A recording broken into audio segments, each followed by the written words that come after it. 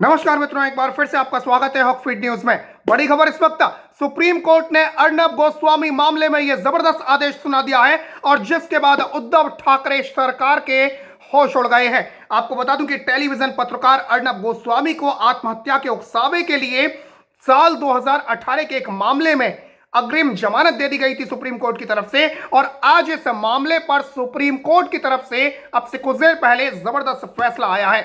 यह फैसला क्या है वो आपको बताऊंगा, लेकिन सबसे पहले कमेंट में क्या आप अर्नब गोस्वामी के साथ हैं, अपना जवाब जरूर दीजिएगा। आपको बता दूं कि सुप्रीम कोर्ट ने अर्नब गोस्वामी को 2018 के एक मामले में अग्रिम जमानत दी थी 11 नवंबर को। यह मामला था 2018 का, 2019 को इसको बंद कर दिया गया, लेकिन सरकार बदली और सरकार बदलने के बाद महाराष्ट्र पुलिस ने इस मामले को फिर खोल लिया। अन्वय नाइक का यह इंटीरियर डिजाइनर की आत्महत्या का यह मामला था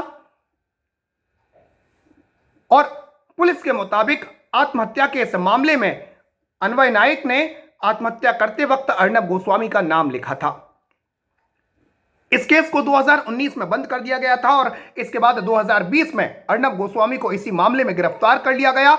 बॉम्बे हाईकोर्ट में सुनवाई चली, लेकिन उसके बाद बॉम्बे हाईकोर्ट की तरफ से इसे निचली अदालत में ट्रांसफर कर दिया गया और इस मामले पर सुप्रीम कोर्ट ने संज्ञान लेते हुए 11 नवंबर को अर्नब गोस्वामी को जमानत दे दी थी। लेकिन अब से कुछ देर पहले अब सुप्रीम कोर्ट ने यह सीधे सीधे बता दिया है कि अर्नब को बेल क्यों दी गई थी। सुप्रीम कोर्ट ने अर्नब को बेल दिए जाने के कारणों को स्पष्ट किया है। एससी ने आत्महत्या मामले में 11 नवंबर को रिपब्लिक टीवी के editor in chief Arnab Goswami को आत्महत्या के मामले में दी गई अंतरिम जमानत के लिए विस्तृत आदेश सुना दिया है। अब से कुछ देर पहले सुप्रीम कोर्ट ने कहा कि महाराष्ट्र पुलिस द्वारा दर्ज एफआईआर का प्रथम दृष्टया मूल्यांकन उनके खिलाफ आरोप स्थापित नहीं करता है। यानी सबसे बड़ी खबर इस वक्त की कि महाराष्ट्र पुलिस ने जो एफआईआर दर्ज की थी अर्नब गोस्वामी के खिलाफ, वो आरोप ही सिद्ध नहीं करती हैं। उस एफआईआर से अर्नब गोस्वामी पर आरोप ही स्थापित नहीं होते हैं। यह सीधे सीधे सुप्रीम कोर्ट ने आज अपने विस्तृत ऑर्डर में कहा है। यानी पुलिस ने जो भी सबूत एफआईआर में लिखे थे या जो भी चीजें लिखी थी, उससे आरोप साबित नहीं होता है अर्नब गोस्वामी पर, और इसलिए अर्नब गोस्वामी को अंतरिम जमानत दी गई थी।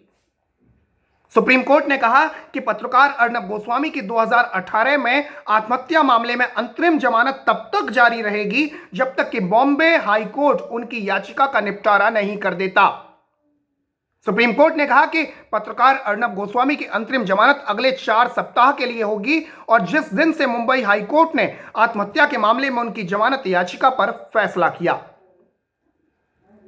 आपको बता दूं कि अर्नब गोस्वामी को गिरफ्तार कर लिया गया था 2018 के एक मामले में, और उसके बाद यह सवाल उठे थे कि ऐसा बदले की भावना से किया गया है, क्योंकि इस मामले को 2018 का यह मामला था, 2019 में इसको बंद कर दिया गया था, लेकिन दोबारा फाइलें खोली गई और अर्नब गोस्वामी को गिरफ्तार कर लिया गया। तो उसके बाद यह लगातार सवाल उठे थे कि ऐसा उद्धव ठाकरे सरकार ने बदले की भावना से किया, क्योंकि अर्नब गोस्वामी ने अपने लाइव टेलीविजन शो में एक बार सोनिया गांधी का असली नाम ले दिया था। असली काम नहीं, असली नाम लिया था सोनिया एंटोनियो माइनो। उसके बाद से अर्नब गोस्वामी को 12 घंटे तक पूछताछ के लिए केस में बुलाया गया। तब भी लोगों ने सवाल उठाया कि 12 घंटे तक पूछताछ ऐसे की जा रही है मानो अर्नब गोस्वामी कोई पत्रकार नहीं बल्कि कोई आतंकवादी हो। उसके बाद अर्नब गोस्वामी ने पालघर मामले को उठाया। उसके बाद अर्नब गोस्वामी लगातार सुशांत सिंह राजपूत केस को उठाते रहे और उसका नतीजा यह रहा कि महाराष्ट्र पुलिस द्वारा रिपब्लिक टीवी के editor in chief Arnab Goswami के खिलाफ जो मामला था 2018 का, उसको 2020 में खोला गया, जो कि 2019 में बंद कर दिया गया, तो उसको खोला गया और अर्नब गोस्वामी को गिरफ्तार किया गया। गिरफ्तारी पर भी सवाल उठे थे और कहा गया कि सुप्रीम कोर्ट की गाइडलाइंस का उल्लंघन करते हुए अर्नब गोस्वामी को गिरफ्तार किया गया। हालांकि खुद मुंबई पुलिस की थ्योरी भी यह थी कि अर्नब गोस्वामी और उनके परिवारीजनों ने एक महिला ऑफिसर के साथ बदसलूकी की। इस पर भी एफआईआर दर्ज हो चुकी है। खैर, आज सुप्रीम कोर्ट ने अंतरिम जमानत क्यों दी, इस मामले में सीधे सीधे फैसला सुनाया और सबसे बड़ी लाइन इस फैसले की ये कि जो एफआईआर थी मुंबई पुलिस की, उसमें आरोप साबित नहीं होता। सुप्रीम कोर्ट ने कहा कि उच्च न्यायालय निचली अदालतों को राज्य द्वारा आपराधिक कानून का दुरुपयोग करने के खिलाफ जागरूक रहना चाहिए और शीर्ष अदालत ने कहा कि सुप्रीम कोर्ट, हाई कोर्ट, जिला न्यायालय को नागरिकों के चयनात्मक उत्पीड़न के लिए आपराधिक कानून नहीं बनना चाहिए। अर्नब मामले पर बोलते हुए सुप्रीम कोर्ट ने कहा कि इस अदालत के दरवाजे एक ऐसे नागरिक के लिए बंद नहीं किए जा सकते हैं जिसके खिलाफ प्रथम दृष्टया राज्य द्वारा अपनी शक्ति का दुरुपयोग करने के संकेत हों।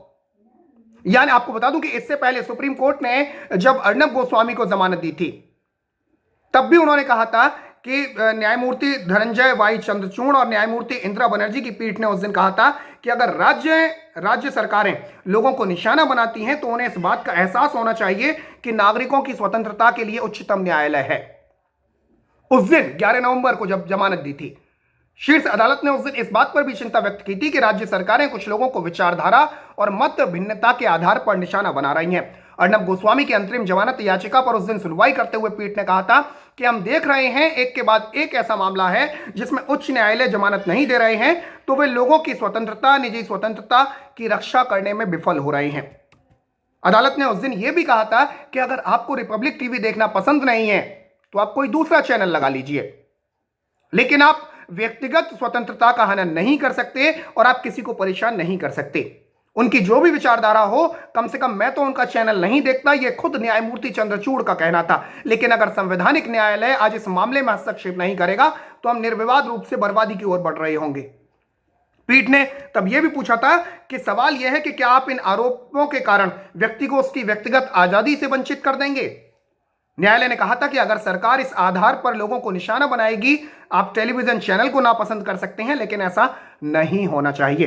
तो यह उस दिन सुप्रीम कोर्ट ने कहा था और आज भी सुप्रीम कोर्ट ने जब अपना विस्तृत आदेश सुनाया तो सीधे सीधे कहा कि नागरिकों के चयनात्मक उत्पीड़न के लिए आपराधिक कानून नहीं बनना चाहिए। अर्नब मामले पर सुप्रीम कोर्ट ने सीधे सीधे कहा कि इस अदालत के दरवाजे एक ऐसे नागरिक के लिए बंद नहीं किया जा सकते जिसके खिलाफ प्रथम दृष्टया राज्य द्वारा अपनी शक्ति का दुरुपयोग, यानी उद्धव ठाकरे सरकार अपनी शक्ति का दुरुपयोग कर रही है, ऐसा संकेत प्रतीत होता है। सीधे सीधे आज सुप्रीम कोर्ट ने कहा कि एक दिन के लिए भी किसी भी व्यक्तिगत स्वतंत्रता से वंचित करना बहुत अधिक है। जमानत अर्जी से निपटाने में देरी की संस्थागत समस्याओं को दूर करने के लिए अदालतों की जरूरत है। और साथ ही साथ अदालत ने टिप्पणी करते हुए कहा कि अर्नब के खिलाफ मुंबई पुलिस द्वारा दर्ज एफआईआर और आत्महत्या के लिए अपमान के अपराध की सामग्री के बीच कोई संबंध नहीं दिख रहा।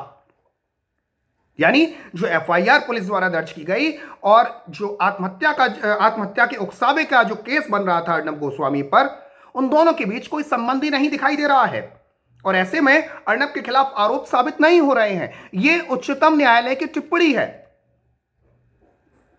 आपको बता दूं कि 11 नवंबर को सर्वोच्च न्यायालय ने अर्नब गोस्वामी को अंतरिम जमानत दे दिया था। उस दिन भी कहा था कि निजी स्वतंत्रता को बाधित किया गया तो यह अन्याय होगा। उस दिन अंतरिम जमानत दे दी थी और आज कोर्ट ने यह सीधे सीधे साफ कर दिया कि पुलिस की एफआईआर से कहीं भी अर्नब गोस्वामी पर अन्वय नायक की आत्महत्या के मामले में आरोप साबित नहीं होते हैं। और सीधे सीधे कोर्ट ने आज भी कड़ी फटकार लगाई महाराष्ट्र पुलिस को और कह सकते हैं कि महाराष्ट्र सरकार को भी, क्योंकि सीधे सीधे कोर्ट ने कहा कि राज्य सरकारें अपने जो शक्तियां हैं उसका दुरुपयोग नहीं कर सकती। तो बड़ी खबर इस वक्त की, अगर अर्नब गोस्वामी के साथ हैं तो खबर को शेयर कीजिएगा। फिलहाल के लिए इतना ही। जय हिंद, जय भारत, नमस्कार।